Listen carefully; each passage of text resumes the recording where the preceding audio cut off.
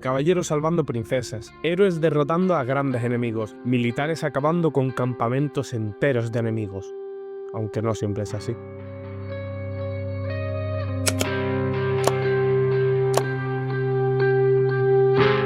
Porque aunque queramos ser los protagonistas de nuestra historia, a veces somos el villano. ¿James Sunderland es un buen hombre? Para todo aquel que conozca la historia de Silent Hill, la respuesta es sencilla: no. James es un asesino que cargará toda la vida con una pena sobre los hombros que nosotros no podemos llegar ni a imaginar. Pero lo más terrible no es lo que hizo, lo más terrible es cómo lo justifica, cómo lo entierra, cómo lo niega, cómo se cuenta a sí mismo una historia distinta, donde él sigue siendo la víctima. Porque todos queremos creer que somos los buenos. Todos queremos ser el protagonista, incluso cuando hemos hecho cosas que deberían quitarnos ese papel para siempre. Y somos capaces de justificarnos, de pensar que nuestras acciones eran necesarias, que si no la mato hoy, la enfermedad acabará matándole igualmente, tan solo le estoy quitando sufrimiento. Y es que, imaginaos una vida plena, de esas que no tienen nada de especial, pero que lo son todo. Desayunos juntos con tu pareja, paseos por la ciudad, una conversación tonta antes de dormir, un amor simple de los que no necesitan promesas porque ya lo dicen todo con la mirada. James y Mary eran así, veían y planeaban tener un hijo, hacían fotos, reían. Incluso cuando la vida no era perfecta, eran dos personas que habían decidido caminar juntas. Pero entonces llega la enfermedad. Primero los síntomas leves, cansancio, días raros. Luego las visitas al hospital, las esperas largas, las pruebas, los diagnósticos, los tubos, el olor a desinfectante y una palabra maldita: terminal. Todo se detiene. El amor sigue ahí, sí, pero cambia. Se vuelve una obligación, una rutina de pastillas, de pañales, de dolor, de cambiar las sábanas, de silencio. James empieza a dejar de tocarla, no porque no la quiera, sino porque ya no sabe cómo hacerlo sin que duela. Mes tras mes, Mary se convierte en otra persona. Ya no sonríe, ya no habla igual. Ahora es borde, su cuerpo cambia, su voz se vuelve áspera, su paciencia se rompe. Y James aguanta, porque no tiene otra opción, porque eso es lo que hacen los buenos maridos, ¿no? Hasta que llega el día en que ya no puede más. El sexo desapareció hace mucho, las caricias duelen, el cuarto se ha convertido en una prisión, y entonces, por una fracción de segundo que se pueda alargar días y meses, James desea que todo acabe. Solo un segundo, solo unos meses, un pensamiento sucio, prohibido, un deseo que no se dice en voz alta, pero que se queda. Cuando Mary muere, lo hace entre sábanas blancas, en una cama donde una vez hubo amor, y James no llora, no de inmediato, porque hay algo que nadie quiere admitir jamás y que él no aguanta soportar. Cuando alguien que amamos sufre durante años, a veces su muerte es un alivio. Y ese alivio es veneno. Un veneno que se queda dentro, que no se puede sacar, porque ¿qué clase de persona se siente aliviada de que su mujer haya muerto? Y esa es una de las preguntas que James no es capaz de responder. Así que hace lo que hacemos todos cuando no queremos vernos por dentro. Se inventa otra historia. Una carta, un viaje, en una ciudad rodeada de niebla. Tiene un objetivo: buscar a Mary. Pero Mary no está allí. Nunca estuvo, porque James ya la había matado. Y lo hizo con sus propias manos. Pero mucho antes lo hizo con su abandono, con su resignación, con su deseo de que todo acabara. Y eso son cosas que tampoco podemos condenar. Silent Hill no lo hace, no le condena, solo le obliga a recordar, a mirar dentro, a ver que el monstruo no es Pyramid Head. El monstruo es él. ¿Cuántas veces nos tenemos que mentir a nosotros mismos para pensar que somos el bueno de nuestra película? ¿Hasta dónde tenemos que llegar para demostrar que no somos los malos? Free Churro es un capítulo extraño. Un solo escenario, un solo personaje, un caballo hablando durante 26 minutos seguidos frente a un ataúd cerrado. Y sin embargo es uno de los episodios más intensos que he visto nunca, porque no necesita acción, solo necesita una voz llena de dolor, rabia y mentira. En este capítulo, Bojack habla de su madre, de lo fría que fue, de lo que no hizo y de lo que hizo, de todo lo que le faltó. La destruye con cada frase. Se burla, se desahoga y parece que lo entendemos. Pobrecito Bojack, qué infancia tan dura. Pero por debajo de ese discurso brillante hay algo podrido. Bojack la juzga por ser una mala madre, como si él fuera un buen padre. Porque mientras la culpa la pone en ella, él se olvida que también ha destruido a quienes lo quisieron. A Herb, a Penny, a Sarah Lynn, a Hollyhock. Free Churro no es un homenaje, es una venganza. Una última bofetada a una madre que ya no puede defenderse y al mismo tiempo una confesión disfrazada.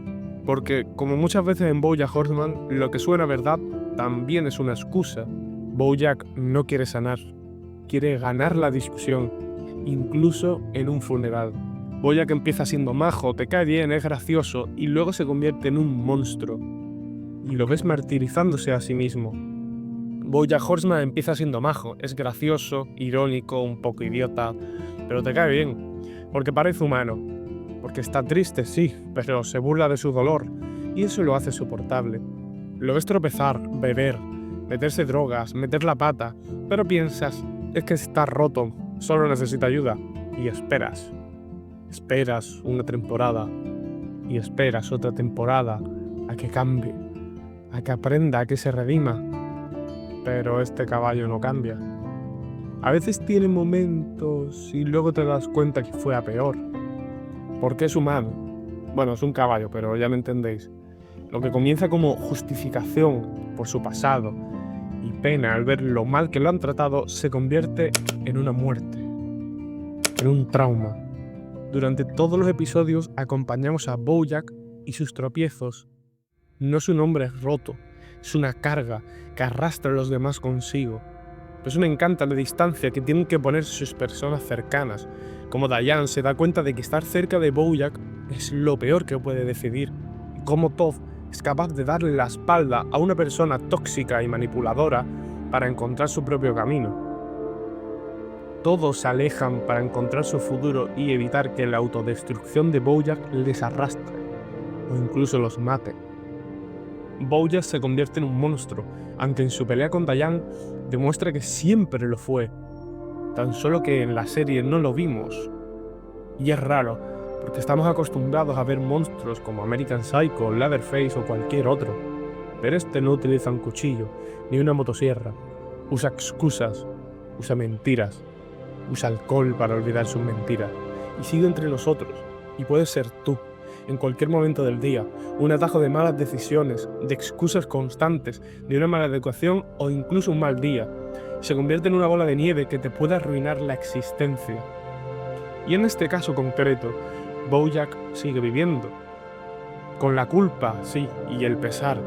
Pero este torbellino de autodestrucción lo hemos visto miles de veces en otras obras. Adoro Scarface. Siento que es una película mucho más compleja que El Padrino u otras del género, porque Scarface tiene dos partes completamente separadas, la parte del ídolo y la parte del villano, y eso la hace magistral. El joven chaval que yo era deseaba ser como Tony Montana, al menos el Tony de la primera parte, un joven ambicioso, llegado de los infiernos del mundo y escupido en un lugar donde debe luchar por conseguir dinero y poder.